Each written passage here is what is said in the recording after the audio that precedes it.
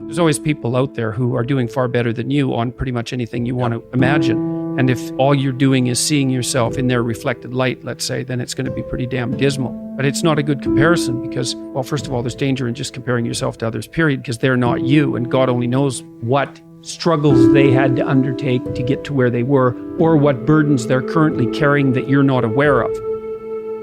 But you can certainly contrast yourself with yourself. And that's a lot better. It is the only way. Well, it's also the only way of really measuring anything approximating proper improvement. You can actually tell when you're a little better than you were yesterday. Right. And you can actually do that. That's another thing that's so interesting about it, is that you can actually make yourself a little better in some way, pretty much, well, I don't know if it's at every moment, but you can certainly do it every day.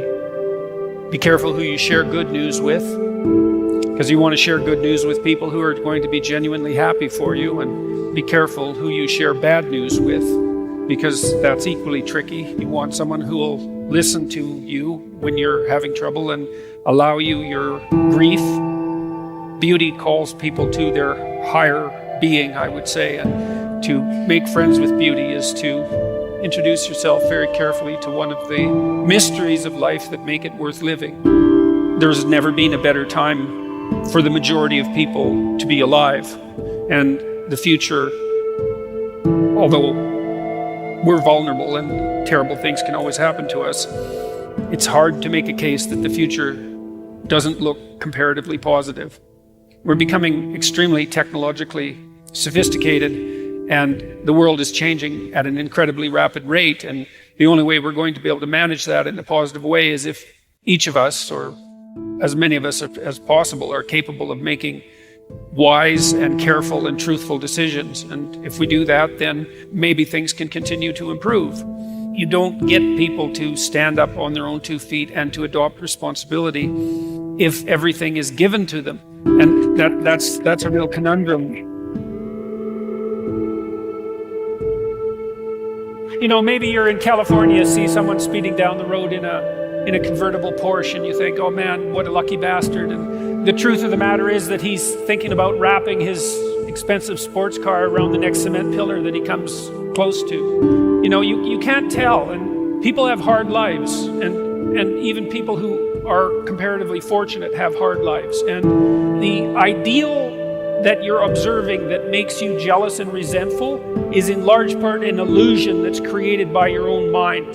You have to be careful of what you're jealous of, because you don't really know what it is. And then the other thing that's kind of useful is to understand you're quite different from other people, and you shouldn't be comparing yourself to them because they're not like you. They don't have your family. They don't have your temperament. They don't have your troubles. They don't have your abilities. The only person that has those is you. One of the rules, I think it's rule 4, is compare yourself to who you were yesterday and not to who someone else is today. And see, that's a game you can win. The possibility that you can make yourself slightly better on a continual basis is, I think that's something that's accessible to everyone. I think that's equivalent to leading a virtuous life. And there is something to be said for virtue and truth. You know, and that is one thing. Another thing that I've noticed about people who've been phenomenally successful is that they really do everything they can to live a truthful life. And you can get a bloody long ways by being honest. You're quite different from other people, and you shouldn't be comparing yourself to them because they're not like you. You know, they don't have your family. They don't have your temperament. They don't have your troubles. They don't have your abilities. The only person that has those is you. Compare yourself to who you were yesterday and not to who someone else is today. And see, that's a game you can win. Most creative people fail at producing their creative product and monetizing it, right? So your default position, if you're a creative person, is you're going to fail. And that's because it's hard to come up with something new, and it's hard to present it to the market at the right time, and it's hard to market it. Like, those things are really, really difficult. And so what successful entrepreneurs do is they just keep doing it over and over and over and over and over and over and over. And eventually, if they're fortunate, one of their ideas happens to hit the right place at the right time. And so that's also Darwinian in some sense. You're creating all these little enterprises that are sort of alive. They're run by people after all. And even if your idea is good, that doesn't mean it will be successful. There's so many things that have to be taken into account. So this is partly why persistence, and that's part of conscientiousness, is so useful. It's like, what do they say? If at first you fail, then try again. And that would probably mean try something different rather than the same thing. But persistence is helpful because it enables you to run many experiments. And you need to know that the baseline is failure.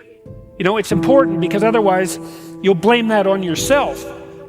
And some of that's useful because there's probably some things that you could improve about yourself. But it's very difficult to go from 0 to 1. If you're starting out as a salesperson, for example, the hardest sale is the first customer. And then, they get easier with each additional customer. There's this saying that says, tough times produce strong men produce good times produce weak men produce tough times. Yes. If that's the truth, which phase are we in today? Well, if you think about it historically, you have to say that we're in good times. I mean, that doesn't mean everything about the current times are good, and of course life is always tenuous and difficult, but it's 1919. If you go back 100 years ago, imagine what the last 5 years would have been like, right? The entire world was encapsulated in a terrible war. The trench warfare was absolutely brutal, and that was a 5-year period, and then that was followed by the Spanish influenza, which killed 120 million people.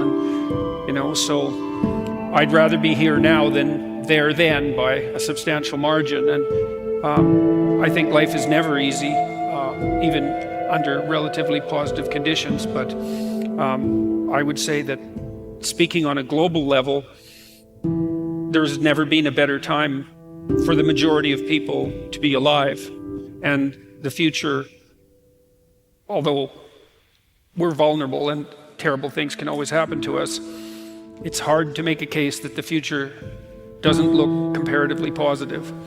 We're becoming extremely technologically sophisticated, and the world is changing at an incredibly rapid rate, and the only way we're going to be able to manage that in a positive way is if each of us, or as many of us as possible, are capable of making wise and careful and truthful decisions. And if we do that, then maybe things can continue to improve.